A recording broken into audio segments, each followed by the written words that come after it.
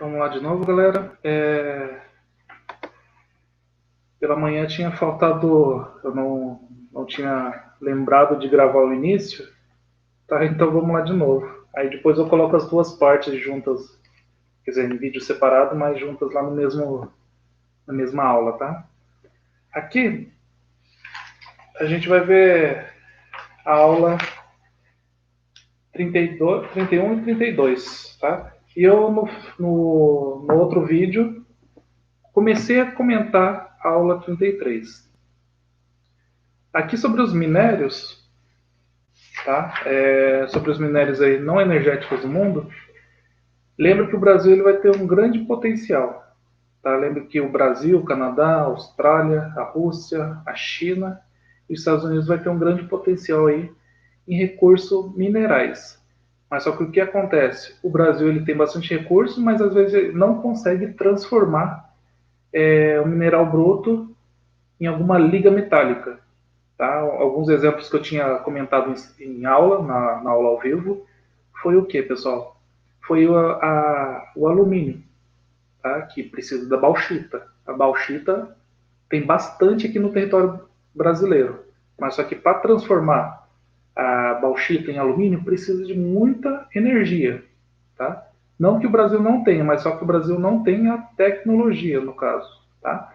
Então, é algo até meio bobo, porque o Brasil vende o produto bruto, a bauxita para o Canadá, para o Japão, por exemplo.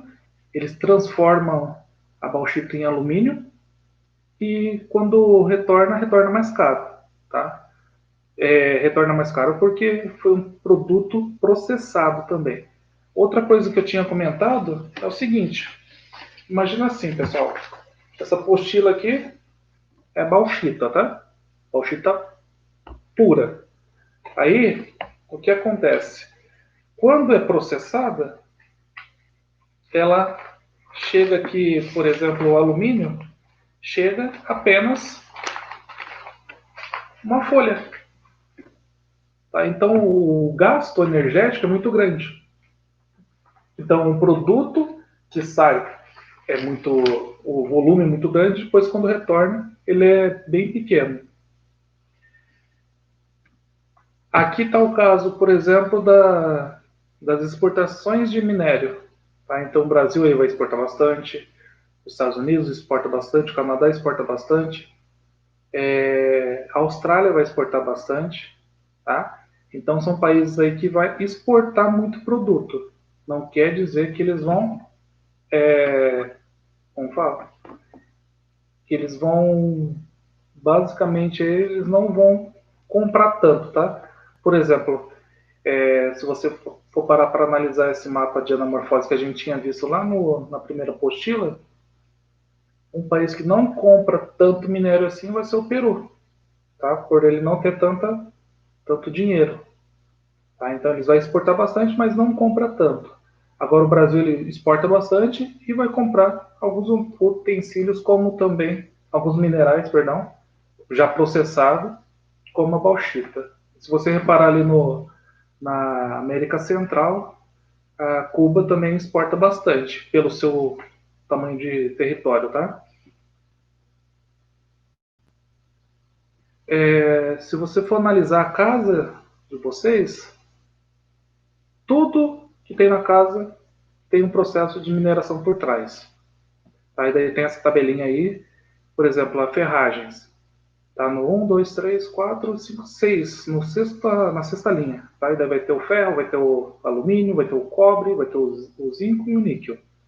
Tá? Por exemplo, ferragem é tudo feito de ferro. A porta pode ser de alumínio, a fiação pode ser de cobre, tá? A fiação do chuveiro, por exemplo, pode ser de cobre porque é mais resistente. O azulejo aí pode ser de calcário, tá? Então você vai ter vários tipos de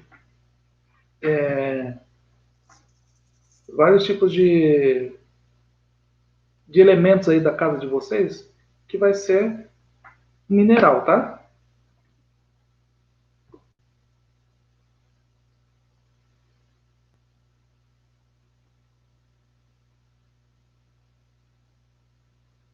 Tá. Outra coisa aqui, pessoal. Toda atividade de mineração, ela ao longo do tempo, ela foi desenvolvendo a sociedade. Tá? Se antes lá, vou dar um exemplo bem bobo que acho que todo mundo consegue visualizar. Mas quando você pensa no Homem das Cavernas, tá? Ele não tinha algumas ferramentas, se a gente parar para analisar hoje, primordiais.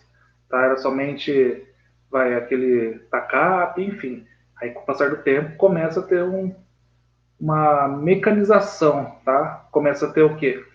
Ferramentas de uso mais para agricultura, para o dia a dia do homem. Tá? Então, ele se desenvolve também junto com os minérios que ele começa a achar no meio ambiente.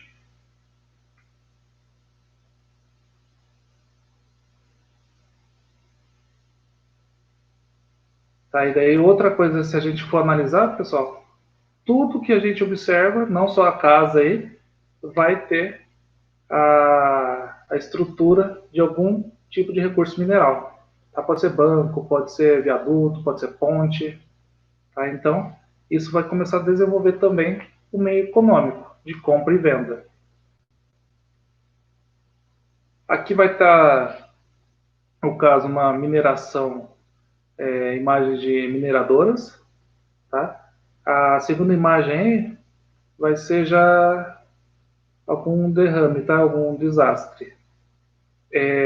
Pessoal, outra coisa que eu tinha comentado pela manhã é o seguinte: no Brasil, as nossas jazidas elas são exploradas mais em rochas cristalinas, tá? Igual a gente tinha visto. As rochas cristalinas aqui no Brasil, ela vai estar mais na superfície, tá? Então, aqui a gente pode dar o exemplo do Ano Bom, tá? Que é uma serra, que daí tem a pedreira. Aí o homem vai lá e escava aquela pedreira, tá? Mas só que se você parar para analisar, vai ter aquela jazida também que você tem que perfurar, tá? Que, por exemplo, tem no Chile, que tem na China. Tá? No Chile tem até aquele caso dos mineradores que ficaram presos. Depois foi resgatado, que daí até a seleção chilena, eu acho que foi aqui na Copa do Brasil até, que teve uma repercussão, que daí até depois virou filme, tá? E na China, vira e mexe, se você acompanha o noticiário, sempre alguns mineradores ficam presos nas jazidas de carvão, tá? Ah, perdão, tem algumas jazidas que a gente vai ter aqui no Brasil, principalmente Santa Catarina, no norte do Rio Grande do Sul, e daí também vai ter que explorar no subsolo.